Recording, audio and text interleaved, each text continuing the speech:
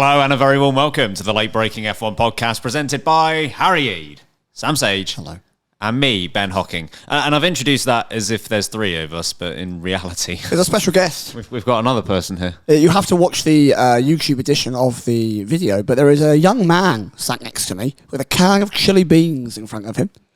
Hello, Charles. Charles Leclerc. This is Charles Leclerc, folks. On the podcast, we're going to see him. We'll put a photo up on social, I'm sure. He is delightful, and he's got no hands. Yeah, I decided to adopt him. Essentially, he's a cardboard cutout that we found half of in a bin at the racetrack. Let's move on. Pretty much. We'll update as to whether we can smuggle him back to the UK or not. We've actually got racing to talk about as well, of course. We've got moment of the race submissions coming up later on in the episode. We've got a chat about Liam Lawson and Franco Colapinto and how both of those drivers found their way into the points despite not having the best starting positions. Mercedes had a very interesting day, so more on them later on. And of course, we'll focus on the Ferrari 1-2. We're going to start with Verstappen versus Norris, as this was a feature of the race multiple times. We saw into turn one, both drivers were on the front row of the grid. Norris on pole, Verstappen second. Verstappen sending it up the inside of Lando Norris, which slowed both of them down enough to give Charles Leclerc the lead going out of turn one. And then the battle resumed later on as Lando Norris chased down Max Verstappen, ultimately getting past him, but getting past him off track and earning himself a 5-second penalty that was applied at the end of the race, giving Verstappen third and Norris fourth, which, of course, championship-wise means that Verstappen has extended his championship advantage rather than the other way around. Should we tackle this somewhat chronologically? Sam, turn one. Yes. How did you view it? Messy. Let's look at the move itself first before we get into the technicalities, the legal situation of the move itself. So, obviously, Lando Norris has got actually a pretty good start off the line. He's done the job that he's struggled to do, where he can't lead away into turn one. He did a really, really good job. The issue there was he just left the door open so wide, even with moving over and getting a great launch. He left so much space up the inside for Max Verstappen. And Cota at turn one, there's about 4,700 lines that you can take into turn one and it still be efficient. And Max Verstappen thought, that's a big old door right there. I'm going to walk on through it. And boy, did he walk on through it. And he walked on through it quite assertively, I would say. Is the correct phrase. So much so that both of them end up off track on the other side. Now, no penalty given, no warning given. They both had to kind of run themselves into the runoff zone and then come back on track in front of a load of cars. And of course, that meant that both Ferraris at that point, well, somewhat Sainz as well, managed to sneak on through to kickstart what turned out to be an incredibly dominant Grand Prix for Charles Leclerc. It's not a move I'm in favour of at all. I really don't enjoy the style of racing that is just keep driving a driver until the edge of the track where they fall off and they can't fight you anymore, and therefore you get to keep or take the position. I am very much a big fan of the big words of Fernando Alonso, which are all of the time you must leave the space. And it's a motto to live by. So disappointed that this is how we saw the kind of the changing of the leads between our two championship protagonists on turn one. What do you think? What do you think, Harry? So I realised I hadn't said anything yet. So hello, everyone. Yeah, sorry, Harry's here. He is here. I was trying to fiddle with some soundboard buttons. Oh, I nearly said something else. No, I wasn't doing that. Messi is the Lionel Messi is the word. Yeah. The Jensen Button talked about this in the Sky post-race show. We've seen a clip of With it. Horner, right? With Christian Horner. And he mentioned that if you're at Monaco, this rule of whoever's at the front of the apex, that doesn't exist, because if they do what they do in Monaco, wall, you hit a wall. So, yeah, it does. It's and again, this Button I think said this. I'm not necessarily mad at Verstappen because I think he's driving within the rules that we currently have. Agreed. So he's just doing what he's allowed to do, and we saw it wasn't him. It wasn't the only one we saw. We were at turn 12. Did we mention we were at Cota this weekend? I don't think it's come up. Rest in peace, that joke. That joke after today. Everyone on the podcast sighs with relief. To be fair, maybe we'll mention it in the Mexico preview because we'll still be here. Oh, okay, not quite rest in peace. Not quite rip. Last legs. But we saw it in front of where we were sat at turn 12, where drivers would just send it, and the other driver had to go off the road. But because of the you're ahead at the apex rule, they give penalties out. So or they don't give penalties out to that person. So yeah, it was the turn 1 was messy, but again, and similar to turn 12. But I can't be mad at Verstappen, quite frankly. Yeah, if you're Max Verstappen, why on earth wouldn't you do that? Because he's not even getting investigated, but he's just he's making that sort of move into turn 1, and it's not the first time he's made that sort of move. He has, I don't want to say no intention of making the corner, but he has every understanding that he could, well, run off the track or not give the driver alongside him the space he requires, and it doesn't matter. As long as the stewards don't penalise this, Verstappen should absolutely keep doing it. But I'm the same. I don't like it. I think you should always leave one car's width on the outside, and I don't really agree with the concept of if you're ahead at the apex, you can do whatever the hell you want, because you could just barrel in there at 200 miles an hour. Wow, I was ahead at the apex. Like, yeah, only because you couldn't get it slowed down in time to leave that space. So, fair play to Verstappen for doing it. I don't blame him whatsoever. Wasn't there an incident this year at Monaco with Ocon, where he absolutely sent it at, just before the corner before the tunnel? Portier. Yeah, didn't he? Didn't stick though, did it? But there was an argument saying he was ahead of the apex. Yeah. Which I didn't pay off that time though. No. Was there a wall? Was there a crash? I can't remember now. I think there might have been a crash. Yeah, a little bit of a crash, mate. Into his own teammate. There you go. So when there's a wall, it's different. Yeah. That's a great example though, because he was technically ahead at the apex, but only because he dive bombed him. But yeah, I didn't like the first corner at all. If it's me, I'm penalising that sort of thing. But it's quite regular at COTA to have interesting turn 1s. I think it's something that's always been discussed about how at most circuits there's a very natural what side of the track you want to be on. Starting from pole. COTA's one of the weird ones where you do technically want to start on the outside because you've got the racing line into one, but also we have seen plenty of times where you get the inside of that corner and do what Verstappen does, and you're winning, son.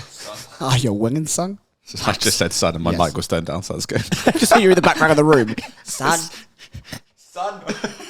Are you winning, son? Good. This podcast is already unhinged. Can I also, before we move on, this is entirely unrelated to F1, but I feel like the people of YouTube need to see. Can we just all slightly stand up? Oh, God. Okay. Well, you can see top half first. Yes, look at us. We're all wearing a black T-shirt, everyone. Similar. Just so you're aware, none of this was planned. We walked into the living room in the Airbnb here this morning, and we were like, oh, no. Because we are all wearing we are all wearing the same clothes. So if you're listening to that, go onto YouTube and have a look, because it's embarrassing. Without even planning it, we've all worn the same outfit. Yeah. Verstappen and Norris. The real topic. Because that wasn't the only incident that Verstappen and Norris had into turn 1. We also had, later on in the race, Lando Norris chasing down Max Verstappen for the final place on the podium. A number of near attempts going into turn 12 that was right in front of us. And then finally, Lando Norris around the outside. Both Verstappen and Norris not able to stay on the track. Norris getting by on the outside, picking up a 5-second time penalty, which when applied at the end of the race, just about put him behind Max Verstappen. So 9/10. Yeah, 9/10. Your view, Sam, on... talk a little bit about the battle leading up to the overtake as well, and then, of course, the overtake itself. Yeah, the battle leading up to the overtake was feisty. We got to have the brilliant view all the way down that back straight from 11 down to 12, and multiple times Lando was sniffing around. Having a little sniff. I was having a big old sniff. Yeah, Lovely like a dog in a park, he's having a sniff. And Verstappen was definitely the target. And he got closer, and there was a couple of moves where the car went wheel to wheel, and Verstappen very cleverly hugged the inside line. No mercy, no room given. And then we get to the actual incident itself, which is almost an exacerbated version of everything we've just seen before. And my one issue here, so we've got the rule itself that we've just discussed. None of us like that rule. We agree that it doesn't make sense. I think my big problem overall today, race day, is the inconsistency of the application to the rule and its lack of clarity. If we have this rule, okay, I can not like the rule, but I can accept that the rule is there. And if you're going to apply it the same every single time, fine. At least there is some kind of understanding of how everyone needs to race and they can all do the same thing. But throughout this Grand Prix, and for other Grand Prix across the season, this rule has not been applied in the same manner. Turn 1, exactly the same thing happens as what happens at turn 12. Both drivers go off the track, one who is defending, one who is attacking, but both leave the track. Just because someone's at the front of the apex, whatever. George Russell, when he was fighting Valtteri Bottas, who was coming back through the field, he did pretty much exactly the same thing as what happened with Verstappen and Norris. He actually kept one tyre, I think, inside the white line, gets a 5-second time penalty. So the attacking driver on the inside then got the penalty, which is confusing. And then Carlos Sainz and Max Verstappen earlier in the Grand Prix did exactly the same thing. No penalty was applied earlier. And then an example I want to bring up that I saw a little while ago was when Norris and Verstappen were fighting at Austria, and Norris went down the inside of turn 3, and Verstappen came all the way around that outside curb, straight back on the track, and was again back in front of Norris. No penalty given in that instance either. So completes the move off track, gains an advantage. So the lack of consistency here is just... Honestly, it's mind-numbingly ridiculous at this point. I can't call out the FIA and the stewards and the way we implement these rules anymore, but there's no clarity, no consistency in how these rules are delivered. And the fact that Lando was told by his team, yeah, you've done nothing wrong there, you're good to go, shows that these teams don't understand how the rules are being applied. The driver, Max Verstappen, is playing the game brilliantly. He's read up the regulations, every single word of them, and he knows how to apply them properly. As we've said, don't blame him for doing it. They are the rules, he's playing by them, but the rules are stupid. And the rules don't get applied properly anyway, and no one seems to understand them apart from Max Verstappen. So, yeah, absolutely hating it. I hate that there became a penalty from that. I think you should be straight over the radio, give the position back, and that should be the clarity that you need, so Lando can carry on battling with Verstappen for the next couple of laps. A shame that battle ended up being decided by a 5-second time penalty after the race that essentially no one really saw coming because people weren't sure on the rules of the sport. In the battle leading up to that incident, Harry, I think we turned to each other about 3 times and went, Max Verstappen, it's quite good, isn't he? Quite good, yeah. His defending was sublime. Car positioning. It was sensational work from Verstappen. And again, I can't be mad at the final move he made in terms of trying to defend the inside, because that's well within the rules, and I'm not saying I agree with it, but well within the rules. And with Norris then going off and then claiming the place off the circuit, even though they were both off the circuit, he's technically in the wrong as it stands. So, I thought Verstappen was really impressive with how he defended it. I know the outcome was obviously there was a 5-second penalty for Norris, but the fact that Verstappen defended it that well for so long in a car that was clearly going slower in terms of tyre wear, he defended it for that long that it helped him get that place back when the penalty was applied. Because if that had happened, he got passed earlier, Norris would have had more chance to get up the road. So I was impressed by Verstappen. Again, I can't be too mad at the outcome from that side because he's doing it within the rules. As you say, Sam, where it falls down is the inconsistency of where it's applied, because George Russell did exactly the same but got a penalty for it. But I think actually it's just unfair to Sauber. They just felt sorry for Bottas. You can't do that. We've got to give him something. Yeah, we'll give him 5 seconds. We'll give Georgia 5 seconds for that. So because within the ruling, as you say, he was actually more on circuit than Verstappen was, Russell. So within the ruling, how is that fair? How is that worse than what Verstappen was doing? Doesn't make any sense. The Sainz Verstappen one, I can see why they let that go, because I know they both flew off the track, but order was maintained in terms of the positioning. Yep. So I see why they let that one go. But yeah, the inconsistency of it is once again baffling, and I'm going to hand over to Ben Hocking. Oh no. Strap yourselves in, folks. No, I want to at least talk about the defending of Verstappen first, because I thought it was sublime. He like you've just said, his car positioning was supreme, and I think his sorry, I was having a Starbucks. Love that. I finished it now. Sorry. It also made me realise his defending and how the race unfolded. I think with sprint weekends, sometimes because we've got 2 qualifying sessions, but we've only got that first practice session. We don't have anything more than that, so it's difficult to tell race pace wise. So coming out of the sprint, which Verstappen obviously won, I was a bit unsure on how impressive was that win. Obviously, it was impressive, full stop. But how impressive was it? And I think the way the race unfolded, I was like, oh, he did very well to win that sprint, because I don't think it should have done. If Ferrari didn't fight between themselves, maybe he wouldn't. But he did a great job converting on the Saturday, and then great work defending on the Sunday as well. The move itself from Lando Norris, this whole debate is mind-numbingly stupid. Like, how are we here? How are we still talking about this? How have they not worked this out yet? Like, my view on it is that if you have one of your front wheels, as in the attacking driver, alongside or ahead of the back wheel of the other car, but let's say ahead, then you have the right to a car's width of space. And if that other driver doesn't give it to you, I don't care if you pass as... Honestly, they could go out to the DHL barrier and pass. I've got no sympathy at that point, because you'd know the rules and you'd know that you have to leave that space. And if you don't leave the space, then they're free to do whatever they want. And if they overtake off track, so be it. You put them there. And if you don't want that to happen, don't put them there. Now, that's my view on it. I appreciate some have another view of not that, but at least if the defending driver can't stay on the track, then, they should probably let it fly, which I'm okay with. But I'd just extend it even further to you have to leave that space. And if you don't, deal with the consequences of it. But as you said, Sam, it just comes back to the inconsistency. That has to be the most infuriating part of it.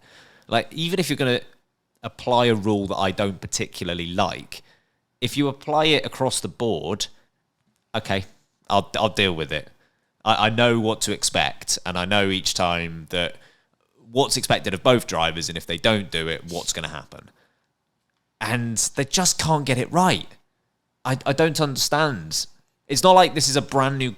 Overtaking is not a brand new concept in this sport. Whoa. It's happened before, actually. I've not seen it. I dare say overtaking has been around as long as F1 has, which means they've had a number of years to get this right, and instead they seem to get it more wrong. So, well done. What's frustrating is, historically, I don't feel like this has ever really been a massive problem up until the last kind of 5 or 6 years.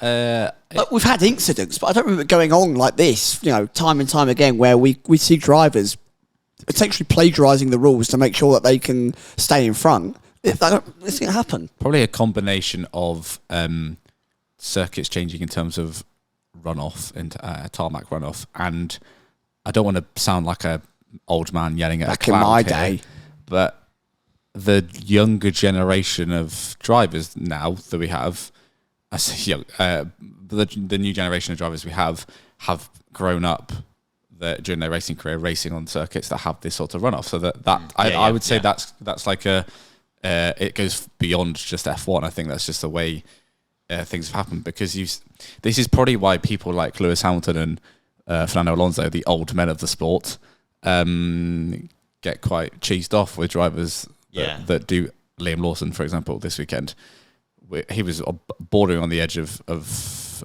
not correct, but I can see why people like Alonso are annoyed, because that's just not the way they would have raced, or they do race now. It's just a different mindset. So I think that's probably why this is now more of an issue than it has been beforehand. You mentioned a great point in there. Track limits. Just put some gravel there. Do you know what? It's a great idea. You won't do it if there's gravel there. Have people not noticed Austria? You know the little gravel traps in Austria? That's very simple. Just do that. That works brilliantly well. Again, this is infuriating, because ahead of the US Grand Prix, there was a debate of... there was action taken at Austin to improve the track limits issue. And where is it? Didn't see it. So well done. Yeah, good stuff. Do you know what? I think we've remained surprisingly calm. We're tired. Very hungover. That's what you think. Flips the table. Ben Sulliam, I'm coming for you. Okay, we're going to move on. Should we review our bold predictions? Why? No. Do we have to? All right, then let's head to our first one. Harry, what was your bold prediction? I said that Liam Lawson would beat Sergio Perez. You know what? Well, far off. It's a fair effort. Good go. It's a fair effort. Lawson gave it a good go. Perez gave it a bad go. If we'd said when you made that prediction on Thursday that Lawson would finish 9th, you'd have gone, maybe. Yeah. So I'm not too disappointed with that one, even though it's still wrong. Sam. So I said that both Haas's will finish in the top 6. And guess what? Guess where Haas are in the Constructors' Championship? Which had both cars in it. That's not how this A works. technicality. No legends have recommended it. Can I go out on a limb here Go on, and mate. say you might have got carried away by the live crowd? I reckon you might lose that limb. Gosh, that's a threat. I'm getting carried away by this. I'll be like Charles Leclerc in a minute, just no hands. Yeah, no, it was wrong. It is wrong. I was also wrong. I can't believe you were wrong. Okay, so I've not had a lot of luck when it comes to bold predictions this year, but Very this unlucky. one proves I am goddamn cursed.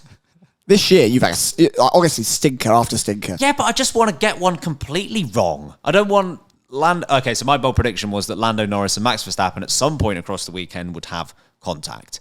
How didn't they have contact? Such good wheel-to-wheel driving for both of them. Yeah. They did everything but that. They were getting pretty, especially with some of the late moves as well.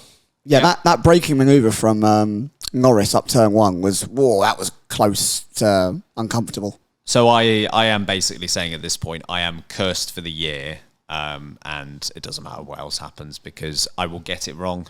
There's nothing I can do. Oh, well, mate, there's always next year. Maybe. Should we take our first break? Okay. On the other side, we're talking about Ferrari. We'll try and wake up more, I promise. Welcome back, everyone. A bit of an odd one for us because usually our first topic on a race review would be looking at the driver or team that won the race. Instead, we're occupying topic 2 with the news that Ferrari, first and second in the Grand Prix, Charles Leclerc winning the race, Carlos Sainz in second.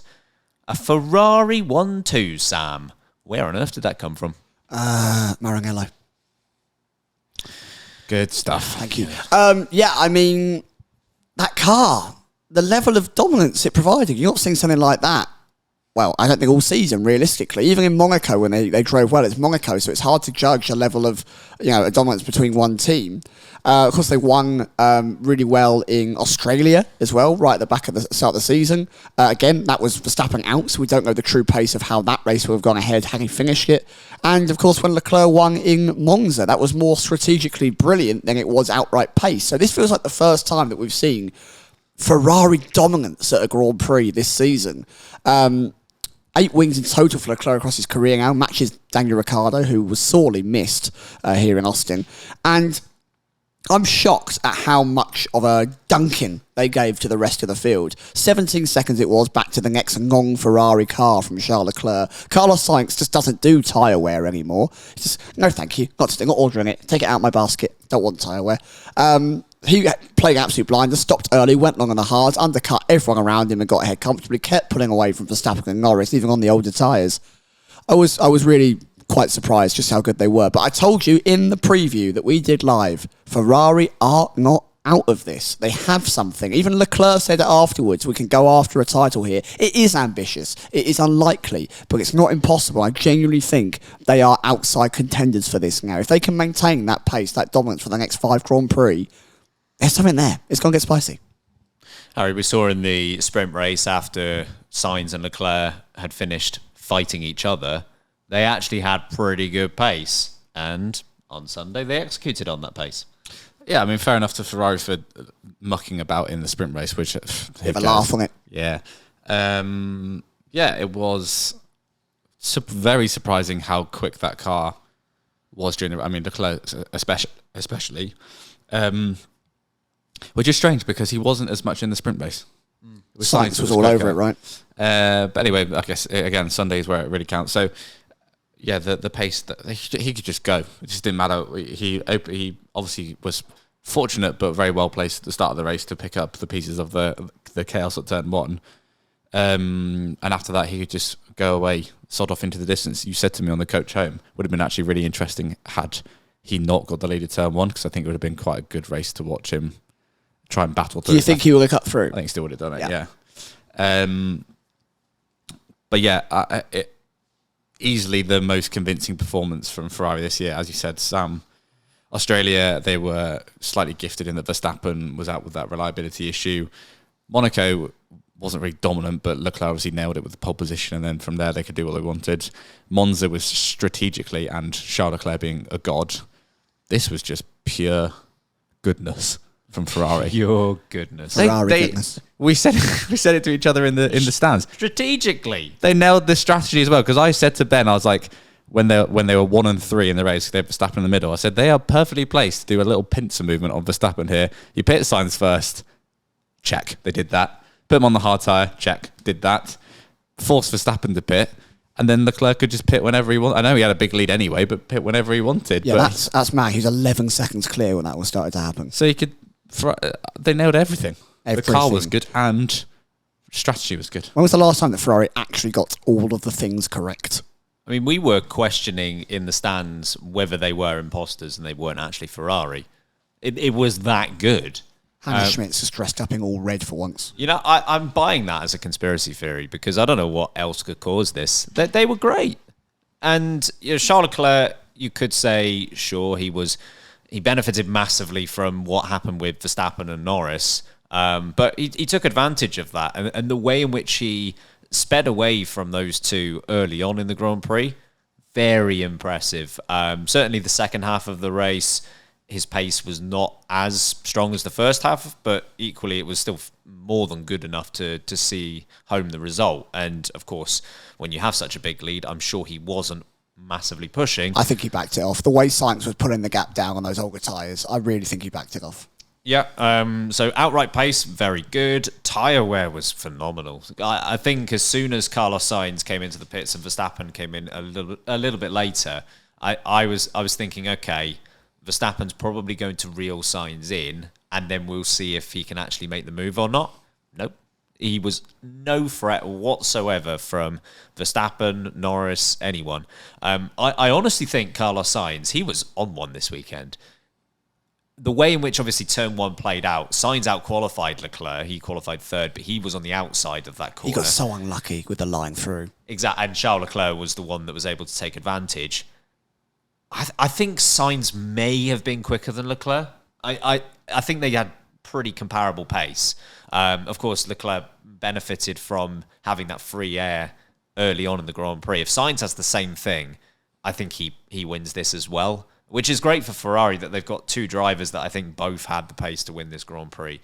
But to go away from this, at least the main race itself with 43 points, even though they somewhat messed up the sprint based on them fighting each other, they still did pretty well there too.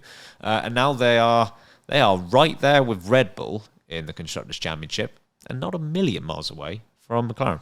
Now, if they do what they did today twice over, they will be less than 5 points away from leading the Constructors' title. Still got a couple of sprints in there as well. That's still got plenty to play for. Pay for. Hey, plenty to pay for. If you're running up that debt, boy. There's a cost cap, lads. We can't pay for a lot. Do you think Ferrari can go after anything, Harry? I still don't trust them. Oh, I mean, that's fair. Let's go with yes. If the upgrade, because we saw a glimpse of the upgrades in Singapore, but they fluffed up quality and couldn't show it really in the race properly. But we knew it was there. Austin was a test of whether they would work at what you'd say is a very different track. So that's a very encouraging sign for them. So with that in mind, you say, yeah, they can be in the mix. The problem for them is that now that they are also in the mix, you've got three teams all chipping away at each other. It makes it quite hard to chase down the ones at the top. So even if they are now the quickest car, they've only got 5 races left to do it. Ferrari, start your goodness at the start of the year, or just don't muck up an entire half of the season with an upgrade. They are. It's going to come to the end of the season, and Canada's going to be the reason they haven't won this title. Yeah, I think they could be a threat. One of the points I made in the preview was that what we saw here at Austin, that's probably going to be about it for all teams for the rest of this year. You're unlikely to see any major updates throughout the rest of this season. You might get 1 or 2 minor updates, but for the most part, what everyone was able to show at Austin, they are going to carry that through for the next 5 races. And I mean, Austin is a bit of an all-rounder as a track. Like, if you can be good at Austin, you're probably good elsewhere. Like, Mexico is, I'd say, fairly similar to Austin. Like, you've got that big, long straight, but equally you have... You have a mini S section in the middle there. Yeah, it's almost like the back-to-front coater, isn't it, yeah. really? But, I think if you can be good at Austin, you can probably be good at Mexico. You can probably be good at Qatar as well. So it bodes well. They might have left it too late. There is a very good chance they might have left it too late. But equally, you know, if Lando Norris and Max Verstappen, because I think one of the reasons why Ferrari were able to capitalise is because of the Norris and Verstappen battle. Like, I'm not sure Max Verstappen, if that points gap is the other way round, for example, and he can't afford to lose any points, maybe he doesn't dive bomb Lando Norris in the same way into turn 1. At which point Ferrari don't get ahead, and then they have to, and maybe they get ahead anyway, but they have to work it. I don't know. I think there's at least a possibility that Norris and Verstappen, that battle, could cause Ferrari to just sort of like sneak around the outside. Do you think they're not being taken seriously by the others? I think there's a little part of it. They're so focused on each other. Maybe. I think it's more just like they're focused on the Drivers' Championship. And I think there's a legitimate question as to whether that fight might be over now, thanks to what happened at COTA. But yeah, I think there is an element of they're scrapping away for that title. And, well, you know, Ferrari aren't completely dead in the water when it comes to the constructors. It's going to be an interesting final 5. Indeed. Shall we do Driver of the Day? No, hang on. No. Can I do it in a minute, folks? Please. Okay, Ben, do that again. Shall we do Driver of the Day? The verdict is in. Seamless. You're the driver of the day. You're the driver of the day. You're good at driving. Who was your Driver of the Day, Sam? Quite a few contenders here. I'm going to take the easy one. Charles Leclerc. The dominance was there. He was flawless. Absolutely smashed it every turn. Brilliant performance. But a little shout out for Lawson, Colapinto, and a few others. Who was Driver of the Day? Harry. I'll also go Leclerc because he was very good actually. But yeah, shout out to Lawson, shout out to Colapinto, shout out to Russell. I know Russell put himself in that position during quali, but his stint on those hard tyres was actually very good. I think it's still going, actually. It hasn't changed yet. Okay. Charles Leclerc. Who was your Driver of the Day? I like chili beef beans. It's helpful. Thanks, Charles. Cheers, Sean. My vote is going to go to... I'm not going to go for Leclerc. I'm going to go Liam Lawson, baby. Please never do that again. He's done it immediately. Ben's doing 2 L's with his index finger and thumbs. Lol. Oh, no. Oh, no. No, we're back in 2009. I thought it was great. Just going to do that. He went all the way from 19th to 9th. I was managing expectations in the preview, and then he just completely... Please put them down. He did a great job. He made up 10 positions in the Grand Prix. What more can I say? Oh, thank God they're down. Finally. Yeah, don't you worry. Let's do Worst Driver of the Day now. Yeah. Get in the bin. Worst driver of the day. Bin. Worst driver of the day. Bin. You suck at driving. Here you go, Sam. Well, I'd like to say worst driver of the day, but more like worst driver of 3 laps. Oh, no. Because I don't think Lewis Hamilton decided to really turn up this weekend. I don't think he was there. I'm convinced. There he is. He's behind. He's an imposter. There he is. I can't get the mask off. There he is. Yep. Sorry, Lewis. The whole weekend, absolute shambles. He looked all right on the Friday in sprint qualifying, in sprint 1 and sprint 2, and then it just went downhill from the moment any actual action decided to happen. I just don't think I think he's checked out. I think when we get on this, probably, I think he's so done. But yeah, spinning on his own like this, he came out with a little speech saying that this was the first time he's ever spun on his own, which probably took a little debate from the 3 of us for quite a while. And to be fair, we can only find one other example. Well, Monza 2009 would like a word with you, please, Lewis. But other than that, I think you're pretty... 15 years ago, Lewis. Come on. You punk. You're not getting away with us. But yeah, Lewis, there were some bad drivers today, but that mistake was pretty damning. Only DNF for the whole race. It's yesterday, actually, mate. Oh, sorry, I'm really struggling. Harry? Hamilton is probably a pretty fair shout. Oh, no. Sergio Perez. At least he scored points. Yes, but... Was beaten by the man who started in the pit lane. He was beaten by George Russell, who started in the pit lane. And I know people we get comments every week because we're being harsh on him, but there's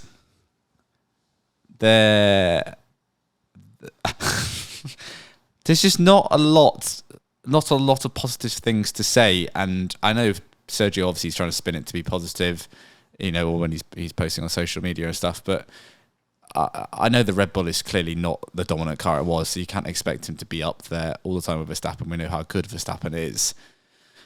But this has been the problem with his year, and even the past couple of years, where he's just not close enough. And he was stuck. Both races, sprint and main race, he spent a good time staring at Yuki Tsunoda's arse. He was stuck behind the RB for a long time. But yeah, I think the nail in the coffin, I probably wouldn't have given it to him if this didn't happen, but the nail in the coffin is George Russell overtaking him on track, despite starting in the pit lane. Yeah. Ben, what did you say the gap was between Verstappen and Perez? I didn't say. It might have been something like 35 seconds. I didn't say. No. Sorry. I didn't see exactly what it was, but quite large. I think it was about 35. Yeah. Sorry, Sergio. And please don't come after us fans, but I can't defend it. You've got to be realistic with yourselves at this. If you're a fan of Sergio Perez, you've got to come on. Look at it realistically. It's not a picking on him as a person. He's just not going very quick, is he? Like, be realistic about it. Just to annoy more people, Alex Albon. Oh, I'll get onto him later. He was crap. Yeah, I was about to say, I hope you don't think, Alex Albon, that you've got away with not getting a mention in this topic because, yeah, he was not good this week. Crap is the word. So I saw this is from my dad. Oh, he's played the wrong jingle. You've waited so long to use it. Oh, crap. There it is. The secret to comedy is, mate. What? Timing. It'd be really funny if you wait like 10 seconds to say that. Timing. Sorry, no, my dad told me this, but James Vowles was saying that in the Turn 1 incident, they think that Albon damaged a bit of his diffuser, which feels a bit far-fetched because he punted someone. But also, don't punt someone. Don't drive into another car. Don't do that. You know what? Great save in qualifying, Alex. What's better than great save? Not having to do one. Yeah, keeping your lap time. I'm actually going to go with Lewis Hamilton, though, because he retired on the second lap for a spin.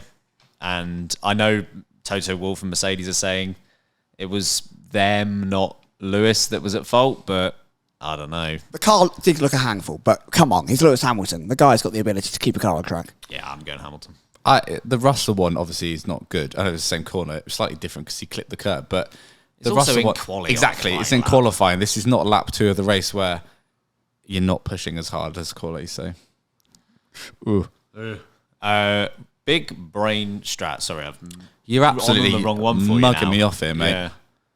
Yeah. Oh god, You got it. Bob, we're gonna need you to box for wets. What? It's not even raining out. What are you talking about? Yeah, and Bob, if you get a chance, let your teammate pass you. What? He crashed out. He's not even in the race.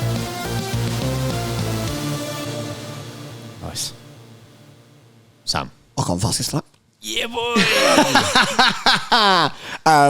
Yeah, Alpine all over this one. So, love that. Absolutely no need for it. Wasn't held by a rival Save of any the planet, kind. bro. Save the planet, bro. Keep the tyres on. Thank you, Colapinto. With the best line I've heard in Formula 1. Yeah, I loved it. It was so unneeded. It wasn't held by anyone else. They weren't losing points to someone who had the fastest lap that's directly alongside them. They just wanted it, apparently. And Ocon actually did it. So, finishing 18th, but fastest lap. But it wasn't Ocon who got the fastest lap. It was all of the French. Yes, thank you, France. Big brain Strat. I'll go for Haas. Absolutely nailing the 2-stop. Oh, God. It's Kevin Magnussen. Kevin Kilbin's so good. Only Spoiler. This is mine as well. only 2 drivers did the 2-stop. Esteban Ocon, as previously mentioned, which, I don't know, they did it for banter. Literally getting a laugh. And Haas with Kevin Magnussen in what was clearly I know they said beforehand a 2-stop race, but read the situation, read the room. If it's not guys, if it's no longer a 2-stop race, you don't have to 2-stop. And he didn't have to either. He went medium hard, so he could have just carried on. And his pace was good. He could have done well. Yep. So Haas, you look quick most of the weekend, but actually not a great result in the end. Yeah, they've managed to jump RB in the standings, but it could well have been more if not for that strategy call. That is mine as well. I don't. It was the one weekend as well. Like that might have been Kevin Magnussen's best race weekend of the season. He was flying. No more for you. He was right up there with Nico Hülkenberg. Out-qualified him, didn't he? Fully deserved a top 10 finish, and they went for a 2-stop, which didn't work. As soon as he came out pretty much side by side with Colapinto, who had just stopped for the first time. So they had the same tyres on, and Colapinto started a lot further back than Kevin Magnussen. So that's an easy one for me. Should we take our second break? On the other side, we're talking about Mercedes. It was an interesting weekend for old Mercedes, wasn't it? In that you had George Russell starting from the pit lane and Lewis Hamilton starting from the penultimate row on the grid. Not a great qualifying session whatsoever for them. And attention turned to the race to see if they could recover that or not. 50% true, 50% false.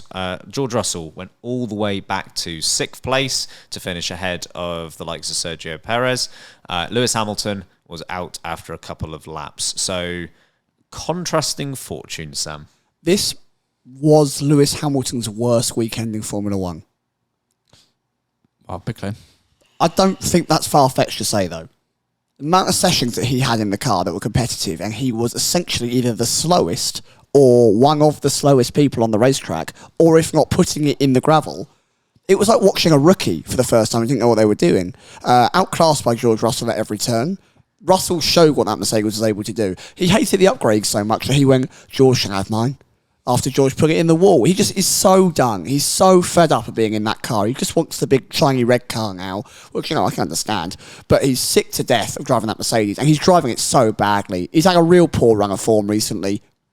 He's being outclassed by Russell. And what a drive from Russell. Yes, it was his own mistake that put himself in the wall in qualifying, which meant he had to start from the pit lane. And it caused the team a world of hurt, having to rebuild that car, having to find the parts off of Hamilton's car. Really messy situation for them. But at least he repaid them with a fantastic drive, a well-executed strategy, P6, beating a rival in Sergio Perez. Pace was really, really strong. Got moves done all day long cleanly, even with the 5-second penalty. It did not affect him because he did more than enough to make it count. I was really impressed by Russell, even with the mistake.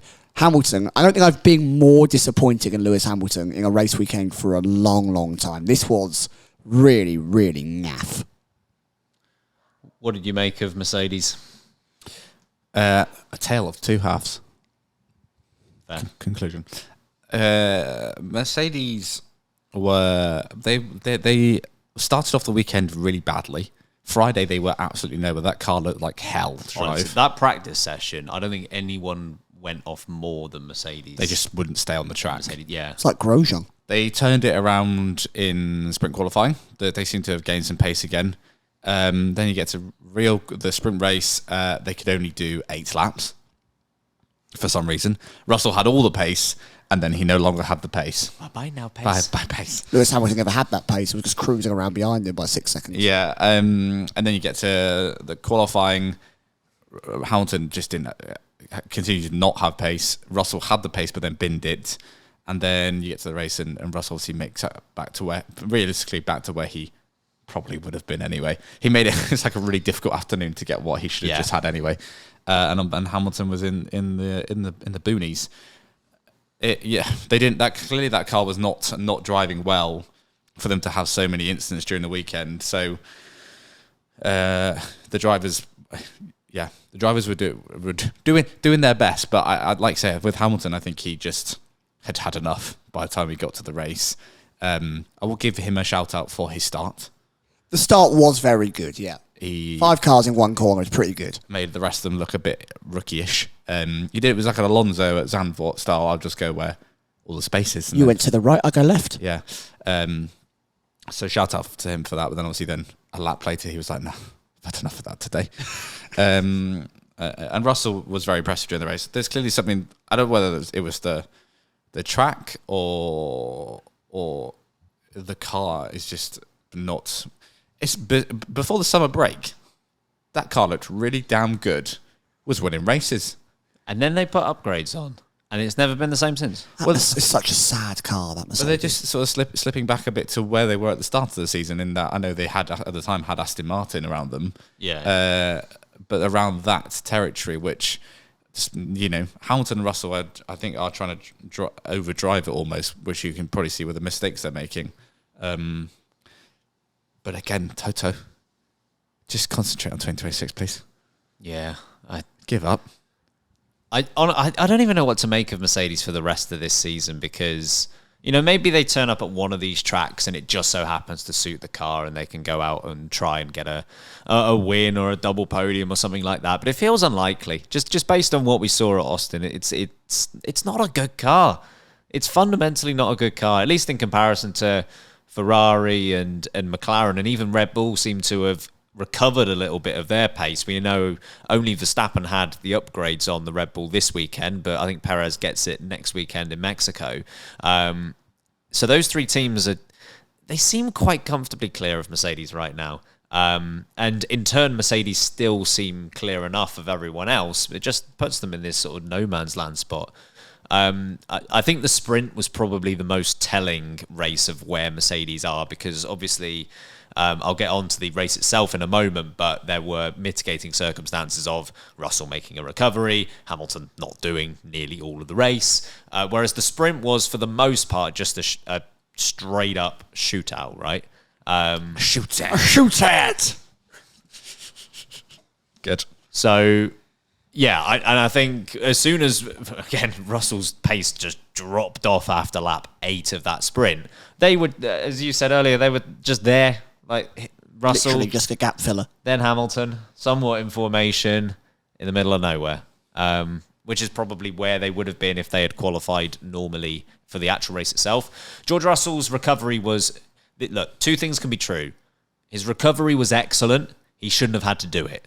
It's his fault that he went off in qualifying and had to start from the pit lane. But the recovery was also great. I don't think there was anything more that he could have done than what he actually did out there. In fact, the fact that he got up to 6th was pretty impressive. I remember, because he went very long, obviously, on that first stint, which was the right strategy call for sure. I remember seeing the gap between himself and Sergio Perez. I think it was about 16 seconds or so, and Russell still needed to pit. And I was thinking, yeah, I think he has a chance of getting this. Yeah, we had that chat, didn't we? We like to think he could get back up to it, and you called it straight away. And he shouldn't have done, but he no, exactly. That's the damning thing for Sergio, right? He did. And ultimately, the way Mercedes played it, Russell only had to make overtakes on Hülkenberg and Perez in that final stint. Hülkenberg he dispatched fairly quickly, which makes sense given the tyre disparity. But then Perez, I think Russell did well. And of course, I mean, Russell had the 5-second penalty as well, let's not forget. Like, that's another thing that didn't go his way that should have really impacted his ability to get back up to P6. And he did it anyway. I thought he was very impressive on the day, but of course, he shouldn't have had to make it so difficult for himself. Harry put it best. He just got to where he should have been anyway and made it harder for himself. Well done, George. Well done, George.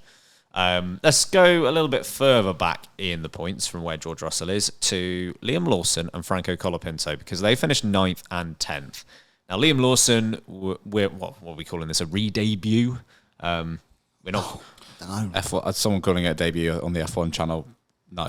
No, up. it's not a debut. Yeah, grow up. He's done that. Yeah.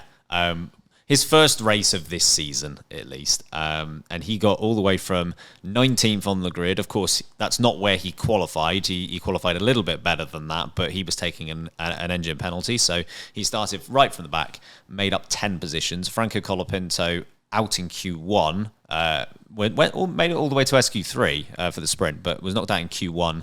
But he also recovered to get a point. What do you make of both of their races, Sam? Yeah, let's start with Liam Lawson.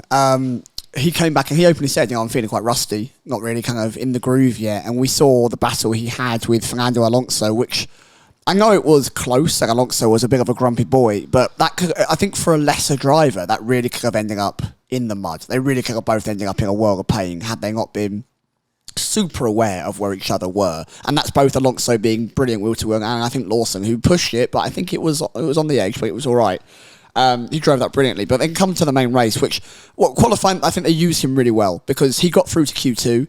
And they kind of said at that point, well, we're going to use you, Liam Lawson, to not set a lap time, but you're going to just give Yuki a tow down all the straight line bits to make him extra fast. And that tactically makes a lot of sense. It's not like whether he got through to Q3 or not over Yuki would have been beneficial. So at least they tactically played it well, I thought. In the race, though, he was so clinical. He was so consistently quick. Tyre wear didn't really seem to become a massive factor for him. And the way he got back up to P9 and beat so many kind of key cars around the team. They're obviously fighting close with Haas at the moment, and they've just lost that edge, 2 points in it now. But without Liam Lawson, across the whole weekend, the gap really could have been, I think, 4 or 5, right? Between those teams, you say, 4 or 5, that's quite a lot. They might not score points, either of those teams, for the next 3 or 4 races. There's every chance that doesn't happen. So, comfortably beats the Aston Martins, but the disparity here is between himself and Yuki, and we have given Yuki high praise this season. We have, really sung his praises. But the fact that he starting in front of Liam Lawson and then on his own drops it, pace wasn't there. He held up Perez brilliantly for the first bit of the race, and after that, he just went downhill so quickly that to see one of them finish, 16th, one of them finish 9th. It's just not good enough. And Yuki already is going to be on the back foot here for any conversation between getting the Red Bull seat or who should keep the RB seat. This is a very bad start for Yuki Tsunoda. I think it could have been forgiven if he didn't have the spin. Some things just don't go your way. But dropping it like that all on your own is a real rookie error and not what you want to see when the guy who hasn't driven all season comes in and immediately scores 2 points. Colapinto, on the other hand, qualifies right next to Alex Albon. The difference between those two of them, Colapinto didn't punk someone. Whether his car broke or not, Albon's pace just wasn't there. Didn't out-qualify Colapinto essentially at all weekend. Had no pace over his teammate. Colapinto delivered time and time again. 1 point for Williams, which, in this day and age is a great haul for them. I was really impressed again. And then he comes out with the best flying in Formula 1 after the race, which of course is, why did the French have to put new tyres on? We're trying to save the planet, bro. And I respect every single part of that. He's just so full of riz. What did you make of Liam Lawson? We spent a lot of time talking about expectations for him on the preview episode. Of course, your bold prediction was that he'd go ahead and beat Sergio Perez, but even without that, highly impressive weekend for him. It was very impressive. I think, like you say, he was a bit ring rusty in the sprint race. His defence with Alonso was borderline, in my view. Stern, yes. Rough, yes. Rough. He got away with it. But again, I think a lesser driver than Fernando Alonso probably would have taken them out. And I don't mean on purpose. I just mean, I know what you mean. Yeah. I think Alonso knew when to back out of that situation because he's been around the block 50 times. But yeah, during the race, he was highly impressive. Obviously, he had to take the penalty. Those three, Russell, Colapinto, and Lawson, that did that hard tyre for until basically the end of the race and then onto the mediums. But to make those, they had such good pace to make that work. They were very impressive. So Lawson was very impressive considering that was his first race back. Colapinto continues to impress and give James Vowles quite a headache. Because he was very impressive in sprint qualifying because he, as I said, got into SQ3. I know he ran out of talent in front of us on that last lap. He went out in Q1, yes, but so did Albon, and they're in a Williams, so that was pretty acceptable. But then made that strategy work during the race, and again was very. It'd be very easy when you're doing that strategy, and again for the likes of Lawson and Colapinto, it'd be very easy to just get caught up in battles you don't need to be in, and they didn't. They just when there were battles that needed to be fought, they fought them. When they didn't, because they're just what they need their overall race time to be the quickest it can be. So. Yeah, Colapinto, the Riz King, he rizzed his way up to the points. Smooth talked his way past people. Yeah. Get out the way, please. Hey, you're really pretty. Do you want to mind moving to one side? Thank you very kindly. On I go. Sure thing, Franco. Liam Lawson, start with him. Sorry. Liam Lawson. Oh, God. Yeah, he was great. And I don't want... This is going to sound like me being harsh on both Lawson and Colapinto. The strategy was so much better to start from the hards and go to the mediums. That's not to say they didn't execute it well, because they did. But there are quite a few drivers who finished outside of the points that would have been looking at the end of the race going, I wish we'd done that. Because I think they would have ultimately beaten them. The likes of, I know Yuki Tsunoda had the spin, but he also had... RB, their strategy is awful sometimes. Like, they really don't get it right for either driver a lot of the time. I think Tsunoda was undone by... He qualified very well. And similar with Gasly as well. Like, Gasly, he qualified well, was seemingly holding off the Haas quite well early on in the Grand Prix. They pit him too early, and he's sort of stuck in the middle of nowhere, and he can't make it back to the points either. So I think Lawson and Colapinto both did very good jobs. But equally, their strategy did help them out a bit. But as you said, Harry, there is a skill to ensuring that if you're on that strategy, not getting into battles that you don't need to be getting into. Even though Sergio Perez, as an example, was trying to get past Franco Colapinto, it never felt like Colapinto was unnecessarily defending to keep him behind. Like, he was still taking the preferred line into corners. And that's what you need to do when you're trying to execute that sort of strategy. So I was very impressed by both. Bit of an art to it, isn't it? That whole, what battle do you actually battle with? What fight do you go for? I think it's a bit of school of Fernando Alonso. We've seen it time and time again where he will put up the ultimate defence. And then there are other times where he'll just side along over to the side of the track and kind of wave someone through and go, cool, I'm going to do my own little race now, thank you. So it's a good skill to have. Fight like a lion. Or lie down like a slug. Sure. Let's go to our final break on this episode. On the other side, we've got a moment of the race.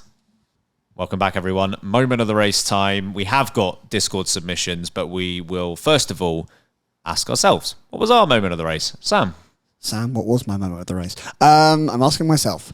For me, it was Lord. it was the double overtake from Ocon on the Aston Martin and the RB car at the same time. Scrapping away they were, and round the outside, which is appropriate because we saw M&M, goes Ocon. It's the best thing they've done all day, other than steal the fastest lap point from essentially nobody. I thought it was great. It was good action. We got to see it live. Wasn't that the sprint race? yeah, we allowing that. Oh, yeah, allow it. Allow it, fam. Allow it, fam. Right. So I'm not sure which action he's watching. I'm so tired. Just need to check in with the fam to see if they're allowing that. They are. They're allow nodding. it, They're fam. nodding. Yeah, Thank you, fam. Thank you, fam, Thank for you to the allowing fam. it. That is terrible banter. Have you got a moment of the race? We're pointing at a coffee machine. I quit. Did it happen in the race? We're pointing at a coffee machine. My moment of the race was the Bahrain Grand Prix. Enjoyed the 1993 European Grand I'd Prix. like to be left alone now. Great start, Em. I'd like to be left alone now. That first lap. My moment of the race, which we didn't realise at the time because we didn't see or hear it, but realised afterwards, is Lewis Hamilton's team radio before the race starts, where he just says, "This is so far back, man." So far back, man. Like, what does he want the response to be? Like, Yeah, Lewis, you were slow yesterday. it is. That's how grid positions work. So good though, and that then coupled with the shot of them leaving the grid, and he's just moving at like 5 miles an hour. We joked about this, but I'm convinced he was just like, Bono, I don't want to do it. Don't make me do it. Like a kid not wanting to go to school. Yeah. Like, Yeah, Mum, no. don't take me to school. Don't make me do it. My moment of the race, I was going to go with the Norris and Verstappen battle that happened just in front of us because that was entertaining. It really was. But we've already discussed it, so I'll offer up something far less serious. The national anthem to start. It's just so patriotic. Love it. You do it so well, America. Yeah. Couldn't actually hear a lot of it, but it was great. Turn your speakers up, America. Whilst America is turning up its speakers, shall we listen to some Discord submissions? Yes, let's do that. Firstly, thank you everyone for submitting. I know we're a day late with this, but if you come at us, we will name and shame you. But first up is Brown30, who we met at the live show on Thursday. Excellent man. You're a lovely man. And he was also at the track. So this, I assume, is coming trackside. Hey guys, Brown30, live from Coda. Awesome race. Moment of the race. Verstappen and Norris had an epic battle, but I also have to give it up to Colapinto, who was really scrappy and got into the points. And it looks like Alex Albon caved into my under pressure submission because he was nowhere to be found. Join the Discord. Keep breaking late. Thank you, Brown 30. Thank you. Cronenberg is next. Hey, it's Cronenberg, moment of the race. Oh, so much to choose from. What a race, honestly. Gotta go, though, with that first corner. What an exciting opening. And then the battle at the end was just the cherry on top of it all. Side note, I don't know if you guys caught this, but on F1 TV, Will Buxton started calling Vizcaya Barbie Manarbi. So, a lot of you guys. Anyways, keep regulating. Stolen that directly. It's our joke. That is our joke. Copyright us. Thank you for that, Cronenberg. We should F1 another, which is an excellent name. Fantastic name. Hey, you guys. Hope your day is going well. Mine is not going well. It's going very bad. Freaking hate my life. You have no idea. Anyways, just wanted to congratulate Yuki on really capitalizing a bad strategy call. Just like Gam used to say, the best thing you can do is complain about it openly, whip a Yui in the track, and claim a 5-second penalty. Go, Gam. Nice. Pretty sure Liam just laid down the law, son. Nice. God, what a stupid pun. I'm not going to disagree with that. Are you well? Yes, I mean, actual spoiler alert, we listened to just that submission last night whilst we were having a few beers. Are you well? Are you well? Just checking in. Checking. Give us a message. You all right? Are you okay? Thank you for that. And we enjoyed laying down the law, son. Excellent work. Next up is Papaya Rules. Sorry. No, it's not. Next up is... Next up is... Papa Rules now. Thank you. Great, that was worth it. Papaya Rules. Ben from Idaho with my moment of the race. What a race. Moment of the race has to go to Hamilton for just absolutely sending it into the gravel. He said he was looking forward to next weekend, and he clearly wanted to get this race done as quickly as possible. Yeah, loves Mexico. Also, a big shout out to Liam Lawson and George Russell for sending it from the back of the grid and just having fantastic races, getting back up into the points. Also, tons of McLaren, what are you doing moments. So, great race. Yeah, we didn't really hear. There are quite a few team radio messages. I'd like to go through them. The Germany situation. What is the Germany situation? I don't know what that is. I don't know what it is either, but I saw on Twitter yesterday they were referencing the Germany situation. Yeah, I have no idea what that refers to. Someone said, did they mean the war? What, the Second World War? Yeah. We've probably had the Second World War more recently than a German Grand Prix. It's like, when was the last time that they were at the German Grand Prix and there was a Germany situation? Actually, 2020. They're referencing a 2005 German Grand Prix. They're just using my moment of the race idea. Oh no, that'll be European, wasn't it, with Raikkonen? Lando Norris's tyre flies off Kimi Raikkonen style. Yeah, okay. Oh, got that banter. No idea. Next up is Chuck Boy Energy. Moment of the race. This is Steven. Hi, Steven. First time, long time. Moment of the race is Charles Leclerc winning. I don't ever want to hear anybody say, did they fire the wrong guy? No, they didn't. Oof. My boys on top. We're winning the world championship. Let's go. Oh, wow. Okay. I'm glad he agrees with my logic. Chuck Boy Energy, by the way, is a great name. First time, long time. Yeah, long time. Long time. Thank you for that, Ben. Next up is Mojo Dojo Casa House. We love it. Great name. Hola, late breakers. Mojo Dojo Casa House here. My moment of the race has to be the battle between Max and Lando. That really kept me on my toes. It was amazing to watch them race, even though the outcome wasn't what we expected. Also, congrats to Charles. Pretty much like being smug and getting closer to the championship. I hope you guys enjoy Austin. Love you guys. Keep breaking late. Bye. We love you too, Thanks, Mojo mate. Dojo Casa House. Love you. Nick the Quick is next. Heidfeld. What's up, Lake Breakers? It's Nick, the quick moment of the race submission. What an awesome battle between Max and Lando. That was just sheer brilliance from both of them. But Max wins out in the end. If George doesn't put in the wall, I think Max is on pole, probably still wins the race because the Ferraris have to battle each other. But neither here nor there. Brilliant Grand Prix. Great moment of the race. Extend the points lead. Love it. Max Verstappen. Okay. Finally, Nando's big green tractor. Hey y'all, it is Rosie from Texas, aka Nando's Big Green Tractor, and my moment of the race is absolutely Georgie Russ freaking bringing that car from where he started halfway to Louisiana to a P6 finish. It is ridiculous. He saved the day for Mercedes when it looked like all hope was lost and they weren't going to see points to save their lives today, and yet George Russell somehow made it happen, and I'm not sure what I'm happier about, him finishing P6 or Carlos making it on the podium, because I love them both so much. Thank you, everyone, for submitting. Absolutely. Very much appreciated. Shall we? Shall? Get us out of here. Yes, it's me, Charles. No. I love the beans. I love the... What are they again? They are whole brand chili beans. No beans, actually, in there. It says no beans on the tin. Anyway, sorry. Thank you, F1 Swifty, for those. Yeah, that's great. We're going to make the pie that you suggested very soon. Do we take beans home? There's no beans in there. It says on the tin, no beans. Yeah, but can we take tinned goods home? I don't know. Can we take beans from Even Stevens home? Yes. You got to see. Customs are like, what beans legend?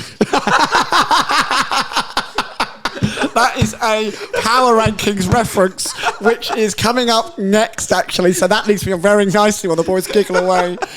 Join in the description. It helps us out so much.